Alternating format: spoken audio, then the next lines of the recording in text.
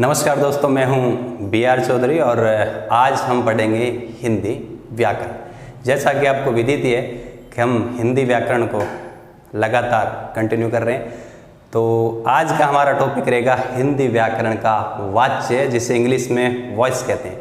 देखो सारण पहले आप देखो, वाच्य सवाल कटे कटावे सब इंस्पेक्टर PSI एग्जाम में 2 से 3 सवाल पूछे जाते हैं, और यदि बात करें रीट में भी आवे, RPSC LDC हाईकोर्ट LDC में भी ये टॉपिक दे रखा है, जूनियर अकाउंटेंट में भी है, कनिष्ठ लेखाकार में भी है, और पटवारी ग्राम सेवक में तो है ही है। तो बहुत इंपॉर्टेंट टॉपिक है, और इन टॉपिक पढ़ने पहले 2-4 बातें आप कर लेवा।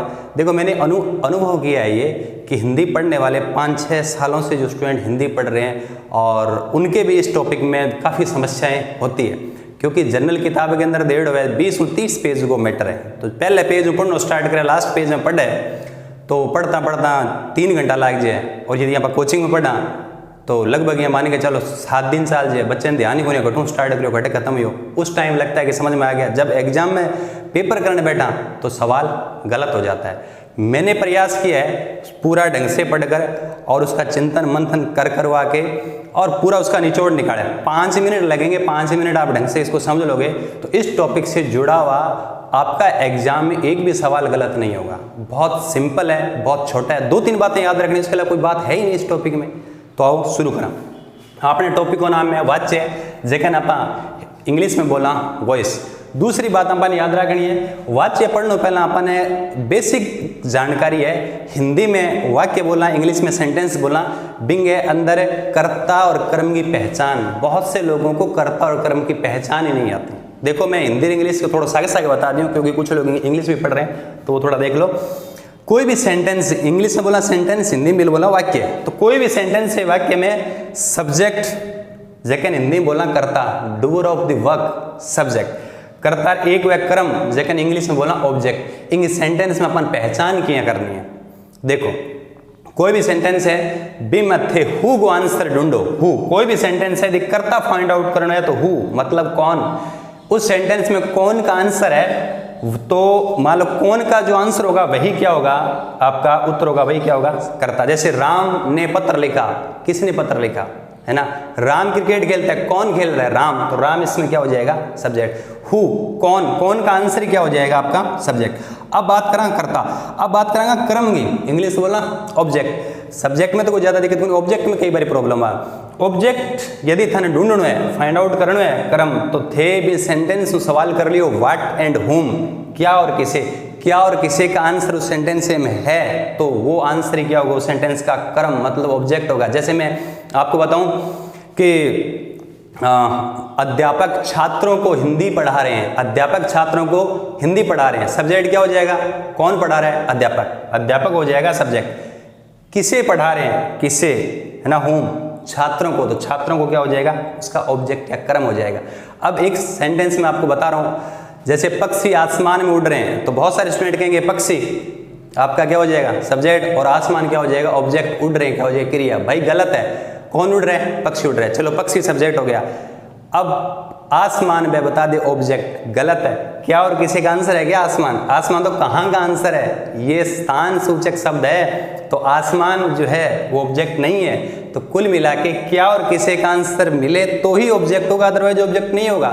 जैसे बच्चे छत पर खेल रहे हैं तो छत पर स्थान सूचक शब्द है, ऑब्जेक्ट कर्म नहीं है। तो कर्ता और कर्म की आपको पहचान होनी चाहिए, क्योंकि वाच्य में ये थोड़ा सा चेंज करना पड़ेगा। अब हम अपने मूल टॉपिक पर, हालांकि कर्ता और कर्म वाले वो जो कंसेप्ट अपने कारक को एक वीडियो डाले, एक क्लास पढ़ी है कारक वाली बातें देख सको भी, बहुत सारी चीजें और क्लियर हो सी। अब देखो अपने मूल टॉपिक पर आओ, वाच्य, वॉइस। देखो वाच्य क्या है, वाच्य को मतलब हो गया कि कोई भी सेंटेंस में क्रिया तो उसी, बी सेंटेंस की क्रिया को निर्धारण, बी सेंटेंस में क्रिया को निर्धारण या तो सेंटेंस के सब्जेक्ट कर्ता के अकॉर्डिंग उसी, या कर्म के अकॉर्डिंग उसी, या कर्ता और कर्म ने छोड़ के बिंग भाव के अकॉर्डिंग उसी, तो बिन आप बोलांगा वाच्य। यदि बी सेंटेंस की क्रिया को निर्धारण कर्ता के अकॉर्डिंग मतलब सब्जेक्ट के अकॉर्डिंग होगा, सब्जेक्ट के अनुसार होगा, तो कर्ता से कर्तृवाच्य। यदि उस सेंटेंस की क्रिया कर्म ऑब्जेक्ट के अनुसार यदि सेट होती है, निर्धारण होता है, तो कर्म से कर्मवाच्य। यदि उस सेंटेंस की क्रिया कर्ता और कर्म दोनों के अकॉर्डिंग नहीं बल्कि भाव के अकॉर्डिंग होगी तो भाववाच्य। सर ये तो बहुत सिंपल हो गया, कर्ता अकॉर्डिंग चेंज है कर्तृवाच्य, कर्म के अकॉर्डिंग तो कर्मवाच्य, भाव के अकॉर्डिंग भाववाच्य। बहुत सिंपल है। चलो मैं सेंटेंस देता हूँ आपको, मैं पूछता हूँ। जैसे एक सेंटेंस है राम पत्र लिखता है, राम पत्र लिखता है। अब आपको पूछ लेगी इसमें कौन सा कर्तृवाच्य, कर्मवाच्य, भाववाच्य। आपको मान लो नहीं पता, आपको एक छोटा सा काम करना है। राम पत्र लिखता है, आप सब्जेक्ट चेंज करो, राम की जगह क्या करो सीता। तो सीता पत्र लिखता है, ये आएगा क्या? नहीं आएगा। सीता पत्र लिखती है। सर राम तो लिखता है, चेंज किया सब्जेक्ट को सीता, तो सीता चेंज करते ही क्रिया क्या हो गई? चेंज हो गई। तो सीता आते ही लिखती है, और चेंज करो। सीता की जगह क्या करो? सब्जेक्ट चेंज करो, मतलब लड़के। तो लड़के पत्र लिखता है, नहीं लिखती है, नहीं लिखते हैं। तो लड़के आते ही क्या हो गया? ते हो गया। कहने का मतलब सब्जेक्ट चेंज किया, राम आया तो इधर आया लिखता है, सीता आई तो लिखती है, लड़के आए तो लिखते हैं। कहने का मतलब सब्जेक्ट के अकॉर्डिंग क्रिया चेंज हो गई। सर बहुत सिंपल है, क्या हो गया? कर्तृवाच्य। कर्ता के अकॉर्डिंग चेंज हो रहा है कर्तृवाच्य। अब एक चीज और समझ लो, ये कर्तृवाच्य जो वाक्य होंगे वो वहां सकर्मक क्रिया भी हो सकती है, अकर्मक क्रिया भी हो सकती है। सकर्मक और अकर्मक दोनों क्रियाएं हो सकती है। बहुत सिंपल है, ये सारा पढ़ लोगे तो ऑटोमेटिक समझ में आएगा, रटने वाली बात नहीं है, कंसेप्ट है। चलो दूसरा, यदि क्रिया कर्म के अकॉर्डिंग सेट हो जाए, निर्धारण हो जाए, तो उसमें कर्मवाच्य होगा। कैसे? मैं इसका एग्जाम्पल देता हूँ। कुछ सेंटेंस है, राम ने पत्र लिखा। आपसे पूछ ले कि ये है राम ने पत्र लिखा, इसमें कौन सा वाच्य है? मान लो आपको नहीं पता, कोई बात नहीं पता, आप धैर्य रखें, उसको थोड़ा कंसेप्चुअल सोचे। राम ने पत्र लिखा, आपको नहीं पता, तो आप एक काम करो, सब्जेक्ट चेंज करो। राम की जगह क्या करो? सीता। तो राम की जगह क्या? सीता। तो सीता ने पत्र लिखा, तो सर राम ने भी लिखा, सीता ने भी लिखा, तो क्रिया तो सब्जेक्ट चेंज कर दिया, लेकिन क्रिया चेंज नहीं हुई। चलो और चेंज करते हैं। सीता की जगह क्या करो? लड़के।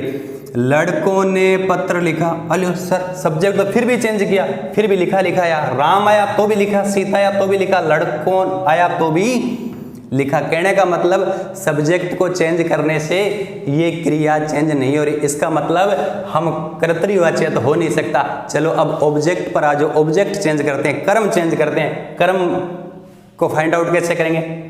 क्या और किसी का आंसर करेंगे? का आंसर होगा वही कर्म होगा। लड़कों ने क्या लिखा? क्या लिखा? क्या लिखा? पत्र। तो पत्र क्या हो गया? कर्म। अब इस पत्र को चेंज करो, कर्म को चेंज करो। पत्र की जगह आपने क्या कर दिया? चिट्ठी कर दिया। तो राम ने पत्र की जगह क्या किया? चिट्ठी। तो राम ने चिट्ठी लिखा? नहीं, राम ने चिट्ठी लिखी। और सर ये तो गजब हो गया, पत्र कर्म था, कर्म को चेंज किया चिट्ठी, तो क्रिया भी चेंज हो गई। कहने का मतलब ये कर्म के अकॉर्डिंग चेंज हो रही है, और कर्म के जो अकॉर्डिंग चेंज हो जाए उसको क्या बोलेंगे? कर्मवाच्य। कुछ नहीं करना, बहुत सिंपल है। आगे चलो, एक नियम और है। अच्छा, इसमें क्या है? जैसे कर्ता में क्या था? कर्तृवाच्य में सकर्मक क्रिया हो सकती है, अकर्मक हो सकती है। कर्म में भाई कर्म है तो कर्म के अंदर क्रिया होगी, तो कर्म को लेके होगी ना, तो सकर्म क्रिया। उस क्रिया में कर्म तो होगा, तभी तो कर्मवाच्य होगा। याद करने की आवश्यकता ही नहीं है। तो कर्मवाच्य में सकर्म क्रिया होगी सदैव सदैव। और क्या है सर? और एक नियम और है, कर्ता यदि अज्ञात हो, कर्ता यदि अज्ञात हो तो सदैव सदैव कर्मवाच्य होगा। अरे गुरु जी सिंपल, कर्ता अज्ञात है मतलब कर्ता कोई नहीं, तो कर्ता कोई नहीं तो कर्तृवाच्य तो ही को उसके, तो ऑटोमेटिक है जी कर्मवाच्य। कर्ता अज्ञात हो ऑटोमेटिक कर्मवाच्य। कैसे? पीएम को पत्र भेजा गया, पीएम को पत्र भेजा गया, किसने भेजा? कर्ता अज्ञात है तो पत्र भेजा गया, सिंपल। तो पत्र के अकॉर्डिंग चेंज हो रहा है, मतलब कर्मवाच्य। नेक्स्ट बात करा, पीएम को चिट्ठियां भेजी गई, पत्र की जगह चिट्ठियां करते ही तो भेजा से क्या हो गई? भेजी।